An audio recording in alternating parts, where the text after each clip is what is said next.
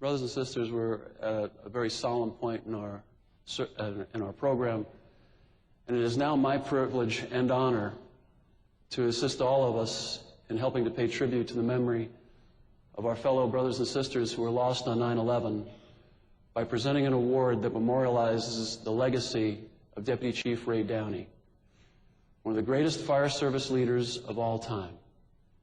Please join me in welcoming the Chief Executive Officer of Penwell Corporation, the parent company of Fire Engineering Magazine, my boss and your friend, Mr. Robert F. Biachini.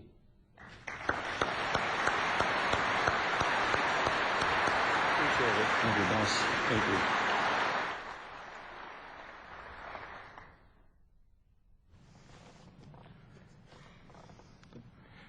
The most important thing I do is bring out the check, and that's a big part of what we're going to do here this morning.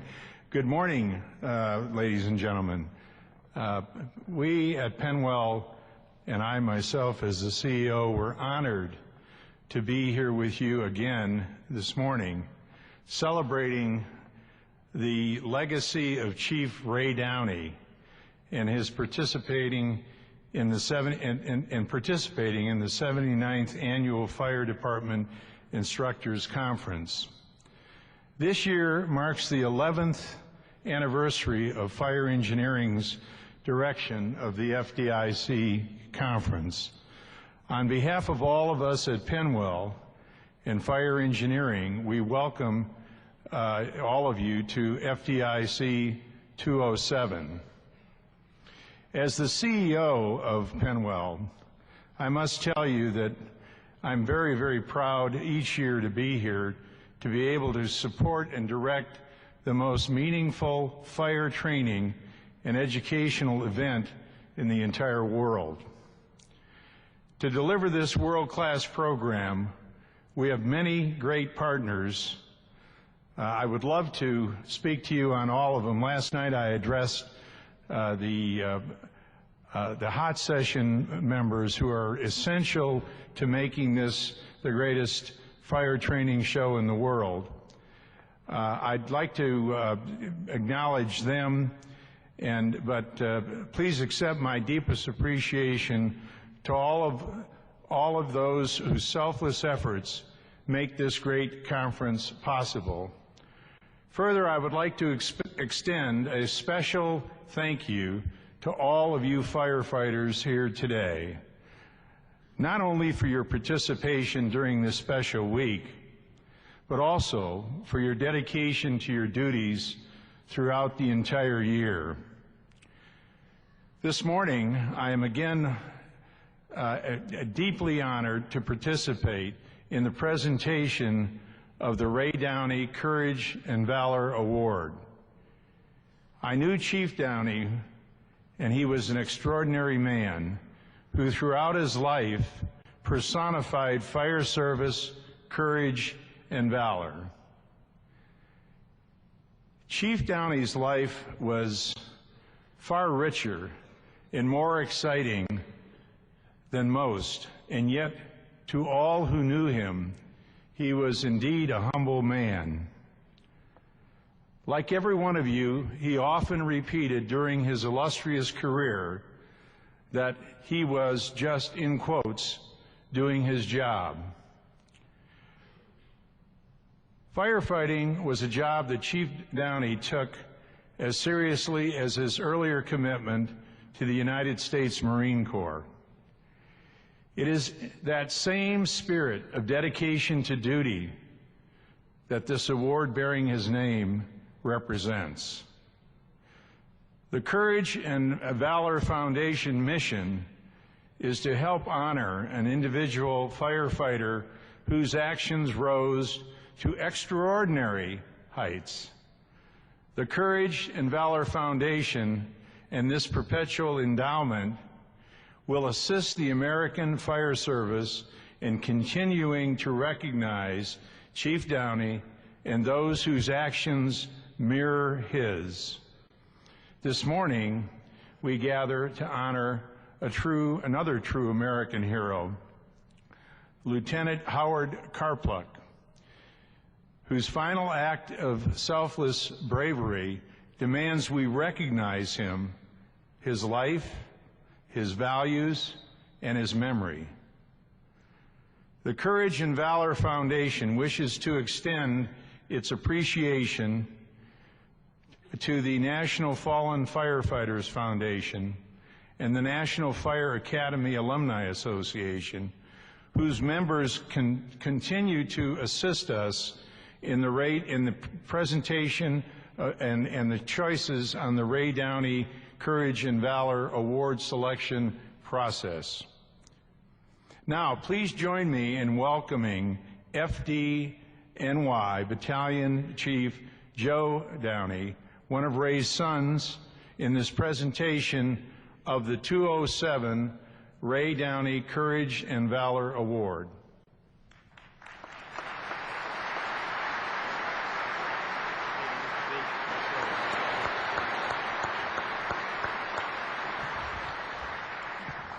Okay, thank you, Bob. On behalf of the Downey family, thank you for continuing to memorialize the legacy of our father with this tremendously important award. I know my father would be especially proud this morning to see today, for the first time in the Foundation's history, the FDNY is being honored. A member of the FDNY is being honored. Lieutenant Howie Carpluk is the first FDNY brother to be awarded the Ray Downey Courage and Valor Award. Although Lieutenant Carpluk is FDNY, our family is grateful that the Foundation can solicit nominations for this award nationally. We also appreciate the fire engineering advisors and staffers who contact departments for nominations when they read or hear of a particularly courageous act. The selection process has several components, each involving firefighters from across the country. We receive reports of unparalleled bravery, and is always an extremely difficult task to come down to just one firefighter whose actions rose above all others. But in the final analysis, there was one that stood above the rest. One candidate our committee agreed on reminded us of my father, Chief Ray Downey. And now to this year's recipient of the Ray Downey Courage Valor Award. At 12:30 on the afternoon of August 27, 2006, the Bronx Dispatcher's Office began receiving reports of a working fire at a store, 1575 Walton Avenue, in the Mount Eden section of the Bronx. Arriving units found heavy fire conditions in a 99-cent discount store that was part of a row of 3 attached stores. Lieutenant Howard Carpluk was working overtime in 75 Engine. He knew the area well, and his regular assigned unit, 42 Engine, was reassigned first due at this location. Lieutenant Carpluk heard the initial report of a working fire, followed quickly by a request for an additional engine and ladder. This request would bring Lieutenant Carpluk and Engine 75 to the scene. On 75 Engine that Sunday was the normally assigned crew, including probationary firefighter Michael Riley, who was only 6 months out of the training academy. This fire was an opportunity for Lieutenant Carpluk to do what he loved to do, teach a young firefighter about the job. On arrival, 75 Engine was assigned to stretch a line to the front of the store to support 42 Engine's line. The fire was being well fought, and hose lines were making good progress knocking down the fire and removing the threat to the attached stores and adjoining apartment houses. As the bulk of the fire was being knocked down, the hose lines began a cautious advance, one line on either side of the center display counter.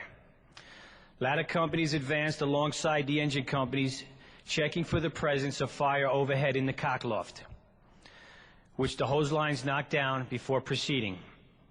As the lines advanced to the midpoint of the 75-foot deep store, the wooden floor suddenly gave way, plunging 3 companies downward into the cellar and burying a number of firefighters in the falling debris. Lieutenant Carpluk and 75 Engine were at the front of this advance and were the most heavily buried. Rescue efforts for Lieutenant Carpluk and the others began immediately. The on-scene fast truck, a rescue company, and several other units were quickly joined by units on a third alarm assignment, transmitted to support the rescue. With multiple members partially buried and the fire still burning in several locations, rescuers were able to reach most of the trapped members quickly. When rescuers found Lieutenant Carpluk, he was buried up to his chest and under debris from the collapsed floor. As the rescuers approached Lieutenant Carpluk, he immediately redirected their efforts to the area directly in front of his location where he believed his probationary firefighter Michael Riley was buried. As the rescue efforts continued for the next 45 minutes, Lieutenant Carpluk, from his trapped location, struggled to remain conscious against his pain. And several times he passed out from his injuries and exhaustion. Through it all, Lieutenant Carpluk refused to be the main priority. He insisted firefighter Michael Riley was right in front of him in the debris of the 99-cent store and all of its contents. He continued to direct the rescue efforts to focus on finding and saving firefighter Michael Riley. The nature of the collapse had thrown Lieutenant Carpluk and firefighter Riley from the rest of 75 engine. As soon as enough debris was removed to permit Lieutenant Carpluk to use his arms, he immediately began digging beneath himself to search for the missing firefighter, despite the toll it was taking on him. The debris pinning him was compressed, his chest and his diaphragm, restricting the amount of air he could inhale in each breath. After expending his last remaining energies, Lieutenant Carpluk fell for the final time into unconsciousness. Following these heroic efforts, rescuers were finally able to remove unconscious Lieutenant Howie Carpluk. Beneath him, they found the lifeless body of firefighter Riley.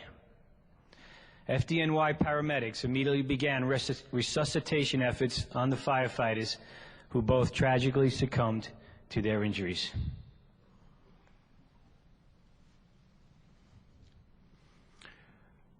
On the afternoon of August 27th, 2006, Lieutenant Howie Carpluk demonstrated extreme courage and valor.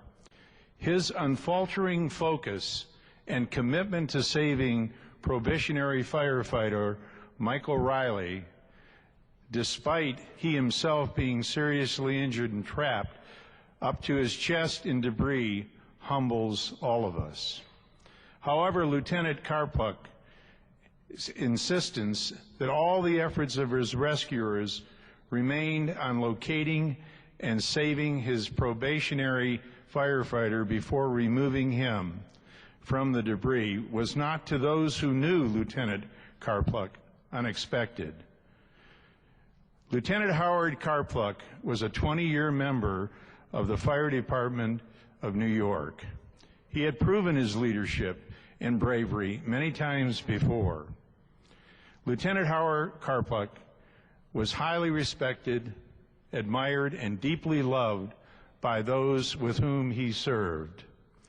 Many of his fellow firefighters have contacted us to express their love of Lieutenant Carpluk and their sadness at his loss. During his career, Lieutenant Carpluk was recognized as part of a unit citation for the exemplary performance of their duties. Furthermore, Lieutenant Howie Carpluk had been previously decorated for his valor by the Fire Department of New York. It is with tremendous respect of his memory and legacy that we do so here again today.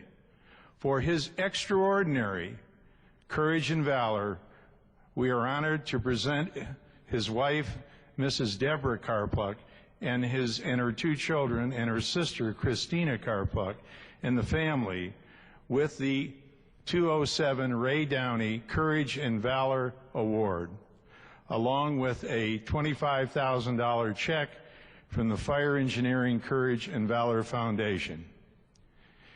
It gives me great pleasure to introduce you to the Carpluk family.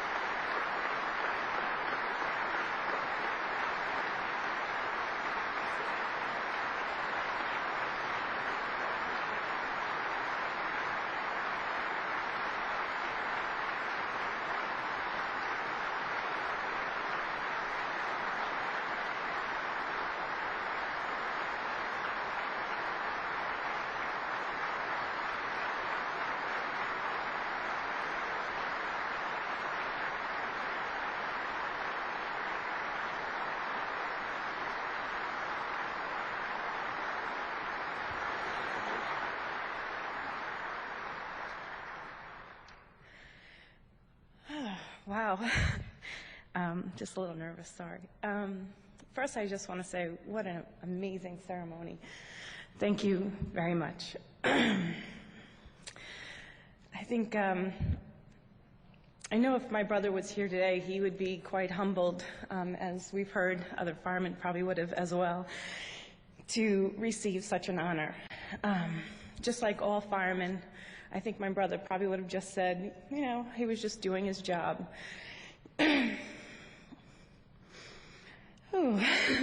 Howie was a fireman as long as I have memories from him. He was always our protector, always our hero. He was an exceptional spirit that will long be remembered and will always be in our hearts. He always put, you know, everything into everything he did, whether it was being a fireman, being a brother, being a friend, being a husband or a father. I'm going to keep this quick, obviously. I just want to say from my family and myself, I wish to extend our appreciation and thanks to the Fire Engine Courage and Valor Foundation and the FDIC for this prestigious honor. Thank you for remembering all these courageous and exceptional men who risk their lives every day. Howie will always be in our hearts, and thank you so much for remembering him and my family.